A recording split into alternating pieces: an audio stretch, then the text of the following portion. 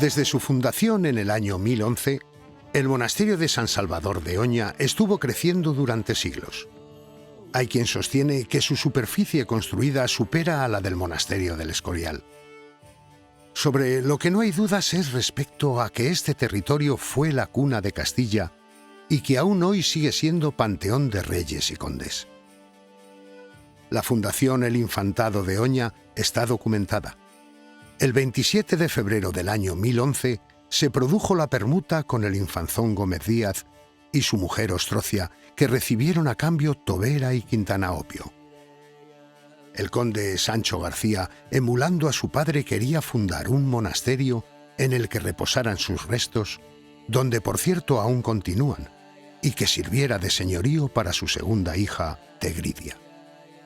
Se conservan 2 ejemplares de este documento en el Archivo Histórico Nacional con la asignatura Oña, carpeta número 6 y número 7. Ambos fueron estudiados por Menéndez Pidal y Juan del Álamo, con distintos puntos de vista que, sin embargo, ponen de manifiesto que estamos ante una pieza de la mayor importancia para el conocimiento del castellano en el periodo Orígenes en la zona norte de Burgos. El de la carpeta número 6 es el que prefiere, como más antiguo, como el documento original, Menéndez Pidal, y en él ve toda esa gran importancia para los orígenes del español en el norte de lo que hoy es la provincia de Burgos, en el norte de Burgos, todas las características esenciales. Y él prefiere ese documento al segundo, que lo considera una copia posterior. En cambio, Álamo lo que hace es publicar este segundo documento como el más importante, le da preferencia como si fuera el original, ¿no? Él prefiere. Entonces, curiosamente, Menéndez Pidal publica el primero con notas a pie de página hablando de las diferencias con el segundo, y Álamo lo que hace es publicar el segundo como si fuera el más importante, poniendo las notas, en las notas la diferencia con respecto al primero. Pero es casi seguro que este documento segundo es la copia, y es una copia posterior, 21 años posterior, de 1032. ¿Por qué? Porque es una copia mejorada, en un latín mejorado, mientras que la primera es una copia en un castellano más original. Bueno, en un castellano es un idioma en el que hay reflejos de ese castellano más original, ¿no? Pero entre ambos, entre el de la carpeta 6 y el de la carpeta 7, hay esas sutiles diferencias que nos hablan de que uno es más importante para documentar el origen del castellano y el otro es más importante para la abadía benedictina, para el monasterio benedictino, es mucho más importante y por lo tanto le quieren dar un realce, corrigiendo el latín, mejorando el documento y demás. Rasgos típicos del original, del primero, del que publica Menéndez Pidal, son el crismón inicial, formado por un báculo, y en ese báculo se va a insertar una X con forma de abreviación de us, final visigótico, o el signo de la suscripción del notario en forma de colmena. El texto de la suscripción, de esa suscripción del original, es muy sencilla. El texto es muy sencillo: Scriptura ista Martino presbiter scripsis. Ya está. Eso en la copia posterior se va a mejorar y va a ser sustituido por un texto más importante: Ego Martinus qui hanc scripturaron scripsi manumea signum feci. Se acompaña con una cruz y estrella de 5 picos, que son unas soluciones que se usan en los documentos más tardíos. Fiat, amen, Deo gratias. Y las cruces de los confirmantes del documento son muy sencillas en el original, mientras que se han potenciado muchísimo en la copia, para ese carácter mejorado, ¿no?, de la copia. En la época de fundación de Oña se da una circunstancia peculiar en la península ibérica. Se hablaban las lenguas romances, las procedentes del latín, en esta zona el castellano, pero las únicas fuentes que permiten su estudio son los textos escritos. Sin embargo, esa documentación está en latín. Y la lengua escrita no es la lengua hablada, no es directamente la lengua hablada o no representa directamente punto por punto la lengua hablada, con lo cual hay que hacer un análisis peculiar de los textos para encontrar aquellos elementos que representan ya el romance y que no son latín. Bien es verdad que en esta época, hasta el siglo XII, hasta el siglo XII podemos decir, avanzado casi el XII, el latín que utilizaban en los documentos no era muy correcto, más bien era un mal latín, no eran buenos conocedores del latín, pero ellos a la hora de escribir escribían en latín, o en lo que entendían que era latín, en la parte formulística, en la parte que se repite de un documento a otro, in Dei nomine, en el nombre de Dios, etcétera, etcétera, todo eso está en latín, pero cuando un latín que puede ser mal latín, pero latín al fin y al cabo, pero cuando tiene que llegar a definir los límites de las propiedades, pues nos encontramos, por ejemplo, con que los topónimos, los nombres de lugar que aparecen ahí en la donación, pues ya no es fácil traducirlos al latín, e incrustados en ese texto en latín, pues aparecen palabras, básicamente topónimos, nombres de lugar, referencias geográficas, que están ya en romance, o al menos en una fase adelantada de la evolución del latín al romance, porque no es que ellos intenten escribir en romance esos textos, sino que escriben esa parte, los nombres del lugar, en la forma en la que ellos lo conocen. Esa es el romance, no es otra. Esos son los que para nosotros significan un auténtico filón a la hora de identificar las evoluciones que ya se están produciendo o que se han producido ya en el texto. En el caso del texto fundacional, pues aparecen una serie de topónimos muy característicos que podemos identificar. Por ejemplo, Solduengo de Bureba aparece identificado como Sotolongum. Aparentemente esto es latín. Probablemente quien escribía esto pensaba que lo estaba escribiendo en latín, pero soto no existe en latín, lo que existe en latín es saltu. Es decir, nos damos cuenta que ya ha habido una evolución y que la palabra que aparece ahí camuflada en el latín es una palabra en romance. Quien dice esa, dice otras muchas, por ejemplo unas que son muy características, las terminaciones del diminutivo en illo o en iello, que en ningún caso son latinas, porque en latín sería algo así como ellu, esa terminación, y que la evolución va a llevar a que primero sean iello y luego illo. Bueno, pues en el documento fundacional aparecen varias poblaciones, este diminutivo es muy frecuente en la toponimia, varias poblaciones que tienen la terminación, por ejemplo, en iello, Quintaniella, Villella, y bastantes más que tienen la segunda fase o la tercera fase de la evolución, como Rivilla, Fermosilla, Lornilla, Tobilla, Mansilla, Cubillo, Bobadilla. El patrimonio inicial con el que nace el infantado, sobre el que la señora tenía plena jurisdicción, pasaba por ser la institución monástica más rica de toda Castilla. En el documento de fundación de Oña encontramos destacados ejemplos de esta fase adelantada del romance, porque incluye una serie de muebles inmuebles y la delimitación de estas fincas. Son mucho más frecuentes las referencias toponímicas y por lo tanto las referencias en romance. A veces incluso con esta doble versión, ellos mismos eran conscientes de que decían una cosa y a la hora de escribir escribían otra, ¿no? Hay algún ejemplo muy curioso, por ejemplo en este documento de permuta del que estamos hablando, dicen que ceden una villa en término de Castilla, que dicen Tobeira, y dice cum suas casas beldomos, es decir, está utilizando la palabra en dos versiones, ¿no? Una domus, que es la propiamente latina, y otra casas, que no es que no sea latina, que lo es, pero es una forma vulgar del latín. En el latín no se utilizaba casa prácticamente, aunque es la que triunfa en romance. Pues a la hora de escribir tiene que decir que cede esa villa con todos los edificios, ¿no? Y parece que no tiene muy claro si llamarlos de una forma o de otra, y utiliza tanto la forma claramente romance, casas, como la forma latina, domos, ¿no? En el caso de la identificación de los topónimos, de los lugares que tienen que ver con esto, pues aparecen muchos ejemplos. En algunos casos están más en romance en este documento de permuta y menos en romance o más en latín en los otros 4 documentos del 1011 que están en torno a la fundación, ¿no? Por ejemplo, en este documento se dice in riego veseca, y sin embargo en otro similar, de otro coetáneo, también de Oña, se dice influmine vesca, ¿no? Donde tenemos riego frente a flumine. Riego es la forma romance, flumine es la forma latina. No siempre ocurre así, a veces ocurre justamente al contrario, ¿no? En un caso aparece, en el primero aparece Catarectas, un valle que de la Bureba, que se identifica hoy como caderechas, y en el documento de permuta aparece catarectas, es decir, lo ha latinizado, y sin embargo en otro documento coetáneo aparece cadrectas, que es más parecido a la forma romance actual. Es decir, que hay un constante salto, una dualidad, no siempre un documento es más romance y el otro es más latino, sino que, como vemos en estos casos, uno en un caso es más latino y otro, en la misma, citando el mismo topónimo, pues es más romance, ¿no?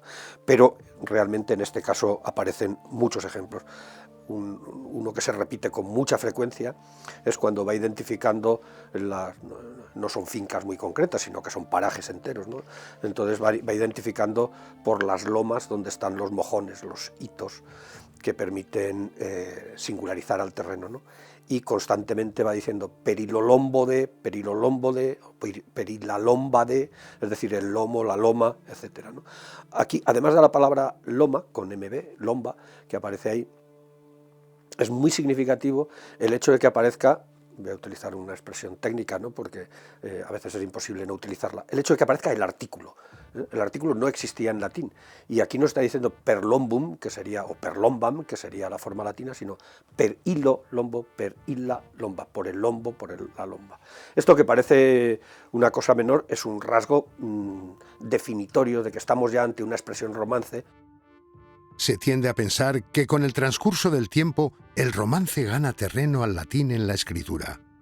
Sin embargo, ocurre lo contrario. A partir de mediados del siglo XI se cambia de letra.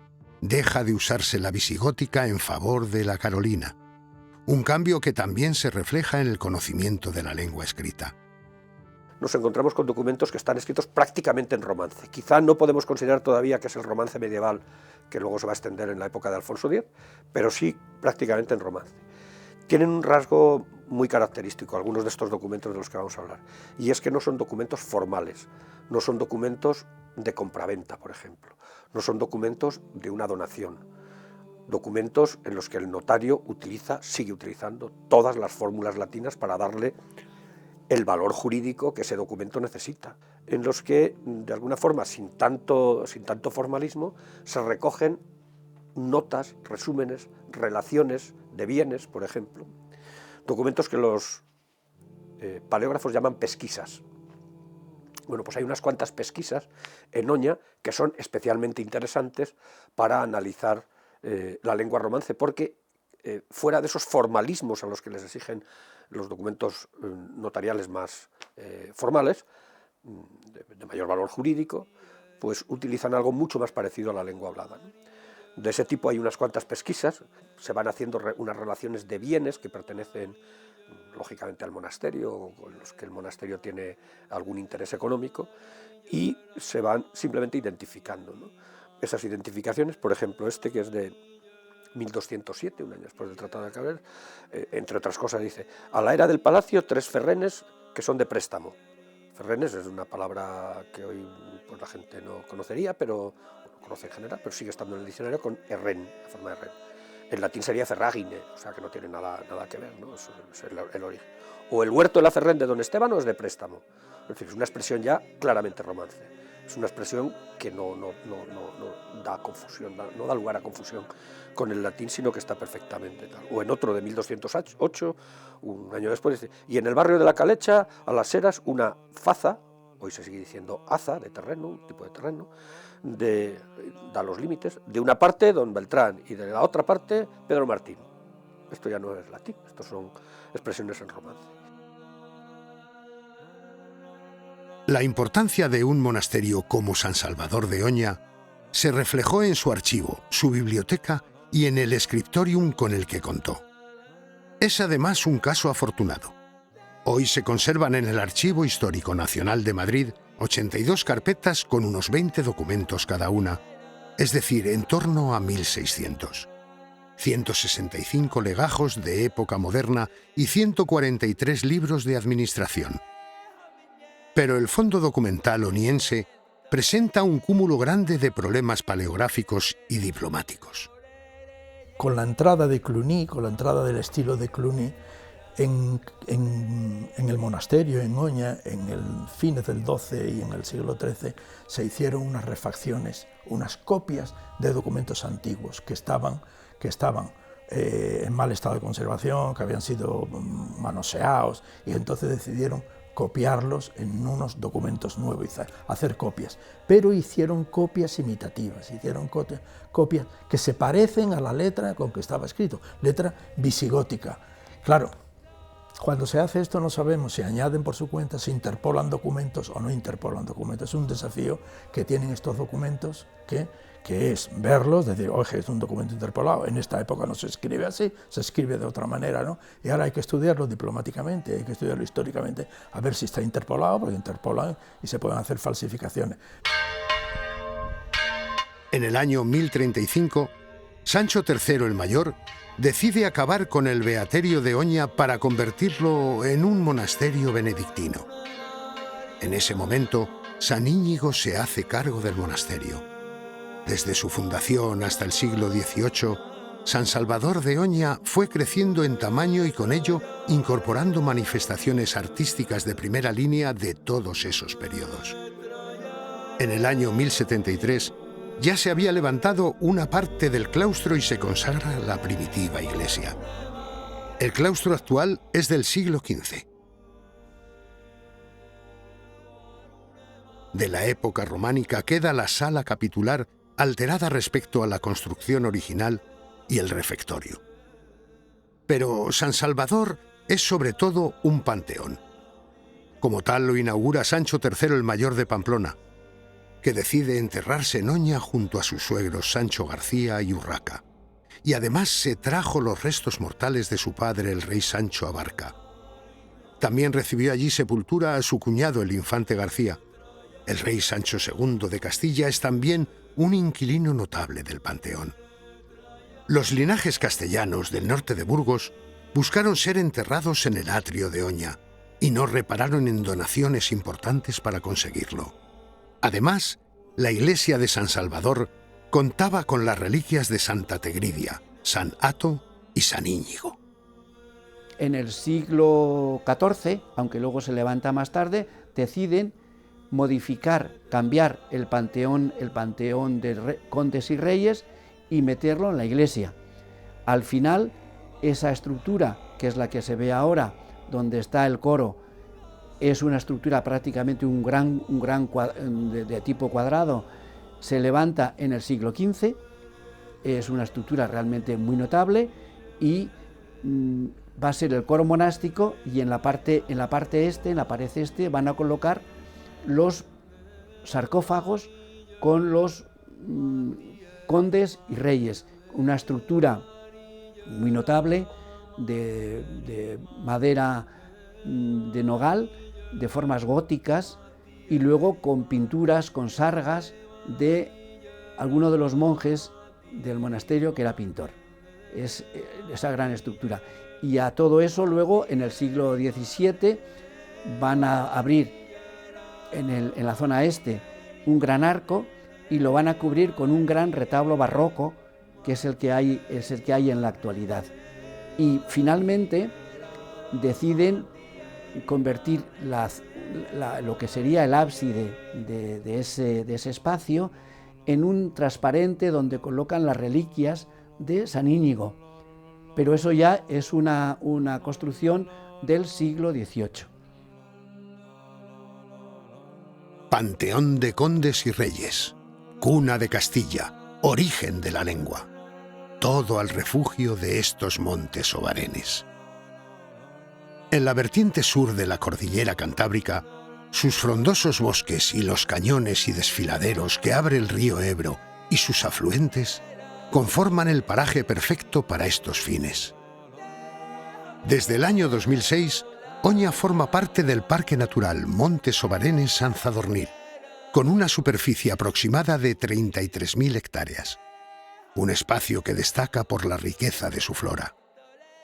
Aquí estamos en una zona donde se va a fundir la Europa fría y húmeda y la caliente y seca. Se van a solapar los bosques atlánticos y los mediterráneos. De tal manera que dependiendo a la altura que subas cómo te orientes y qué tipo de suelo tengas, vas del bosque que puedes ver en Asturias al de Extremadura. Aquí está todo resumido. Las vertientes sur, le llamamos solana, tendríamos el bosque mediterráneo. Especies principales, por los pinos resineros, las encinas, los enebros, los madroños, etc. Mientras en las caras norte, las umbrías, tenemos el bosque atlántico, con hayas, robles, tejos, tilos, fresnos, abedules. Por lo tanto, al alcance de un paseo de senderismo podrías pasar por todos los bosques de Europa. Sancho García logró fundar el monasterio en que reposaría eternamente, pero no pudo ver su obra completada, ni que su hija Tegridia gobernara con éxito el infantado, ni que la historia superara la leyenda que le acompañará por siempre. La razón que Sancho García, la leyenda de la condesa traidora, da para la fundación del monasterio es que la condesa intenta envenenar a su hijo Sancho. Él se conoce esa traición por parte de su madre a través del montero Sancho y de la criada de la condesa, y le da a beber el veneno a ella. El conde intenta expiar este pecado fundando el monasterio de Oña. Eso es lo que viene a decir la leyenda de la condesa traidora. La condesa traidora es la mujer del conde Garci Fernández, el padre de Sancho García, que funda el monasterio de Oña. Esta condesa intenta matar a su marido, o quiere deshacerse de su marido, el conde Garci Fernández, porque Almanzor la tiene seducida y le promete poder, riqueza, le promete que será la reina de Castilla. Entonces intenta matar al marido a través de envenenar o dar mal de comer al caballo del conde Garci Fernández, de forma que cuando va a la guerra, a la batalla, el caballo está débil y el marido morirá en batalla, no consigue vencer. Entonces se deshace del marido primero, del conde Garci Fernández, y posteriormente intenta también matar a su hijo Sancho García a través de tomar un veneno, que el conde, como decía antes, descubre, el conde Sancho García, y le da a beber a ella el veneno que había preparado para su hijo. El conde decide hacer suyo incluso la muerte de su padre para exculpar a su madre, y a cambio, pues eso, funda el monasterio de Oña y dice que ella sea la que lo funde, ¿no? La que, bueno, pues se vaya así hasta su muerte.